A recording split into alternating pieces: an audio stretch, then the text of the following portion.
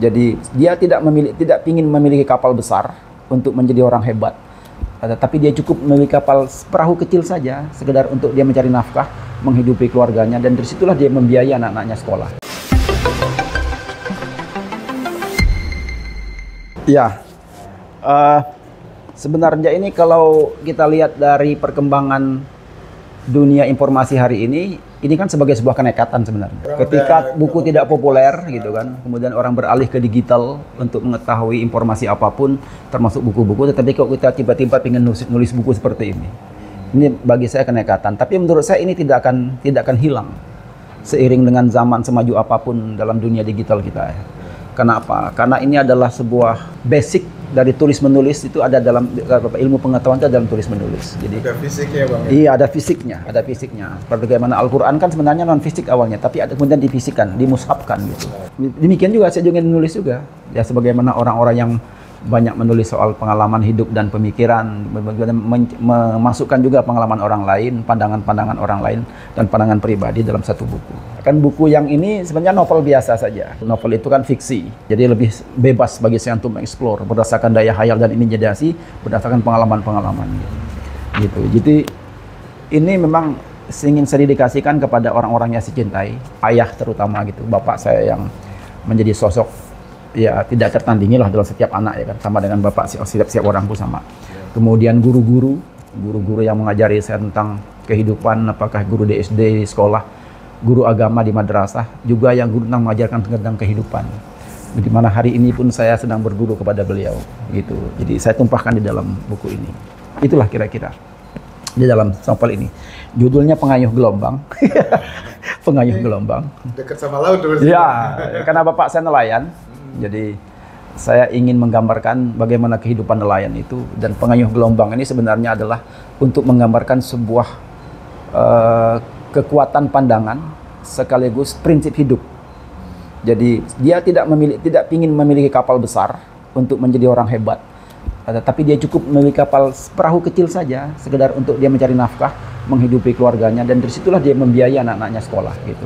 Jadi Pengayuh Gelombang itu kira-kira orang berkayuh di atas gelombang.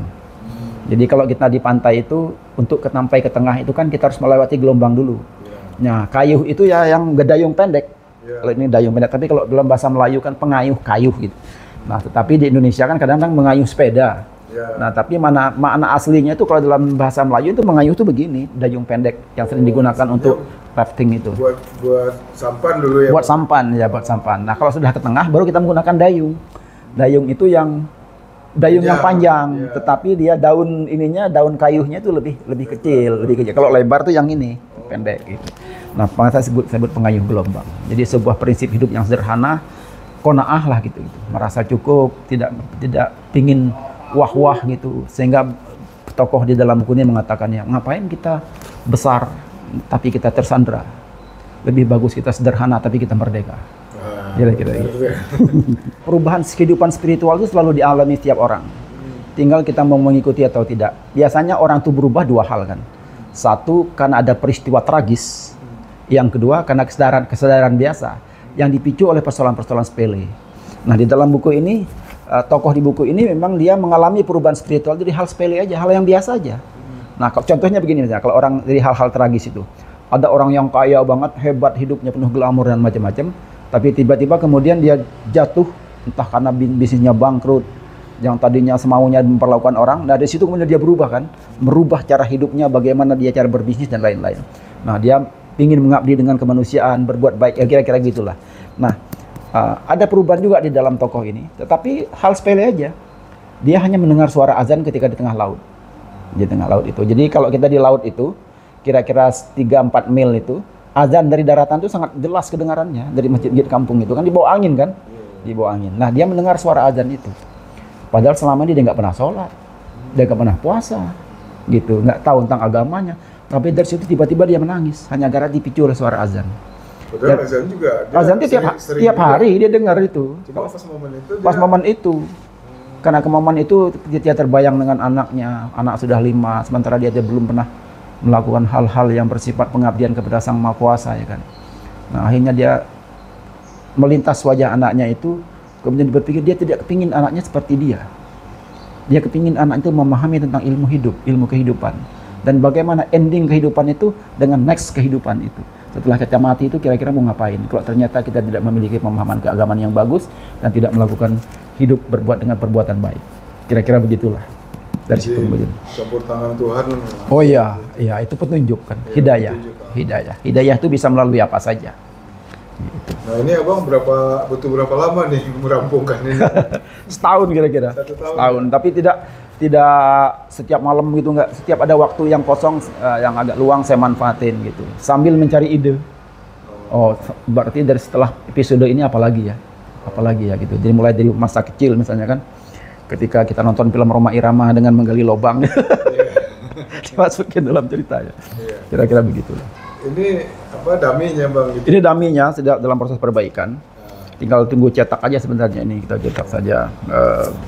Mungkin nanti akan kita buat semacam apa ya di platform media sosial lah untuk menunjukkan bagaimana cara memiliki buku ini. Tentu ini pasarnya sangat terbatas kalau dari segi pasar buku ya, hanya pencinta-pencinta buku aja. Kalau anak-anak sekarang mungkin udah ada juga yang mencintai buku ini terbukti begini. Kemarin tuh kita mengadakan semacam lomba penulisan tingkat nasional, banyak yang ngikutin. Anak-anak dunia dengan cinta tulis menulis itu. Itu berarti kan bahwa ini masih ada ceruk pasarnya. Nah, gimana tuh bang biar semangat nih kita mau nyelesain tulisan kita gitu. Mungkin ada tipsnya bang buat harus fokus pada tujuan. Fokus pada tujuan. Banyak pekerjaan tidak selesai karena kita tidak fokus. Karena sepanjang perjalanan itu kan godaannya banyak. Sama dengan kita menjalani kehidupan dunia ini. Kalau tidak fokus pada kehidupan kita yang akan kita tuju, prinsip hidup, akan tergoda dengan hal yang lain yang membuat kita tidak fokus. Hanya kita melenceng. Tapi kan kita selalu diingatkan, Allahu Akbar, azan, kembali lagi pada tracknya. Kira-kira seperti itu. Sama dengan menulis buku. Sebenarnya dulu saya punya cita-cita apa ya? Oh, komitmen saya adalah saya ingin begini. Ingat dengan komitmen itu bila perlu ditulis. Saya ingin menyelesaikan buku ini dalam satu tahun atau 6 bulan. Fokus aja kalau kita masuk duduk, ada tulisan itu balik lagi, ingat lagi. Kalau enggak, dengan yang lain-lain, apalagi kita punya anak dan berbagai macam kebutuhan, ya kan? Wassalam sudah. Iya, sama kayak kita nulis skripsi. Kalau nggak ingat tujuan kita, nggak ingat dengan orang tua kita di kampung, mungkin nggak selesai skripsi itu. Kira-kira gitu. Ya, argonya jalan terus. Argonya jalan terus. Kira-kira begitulah.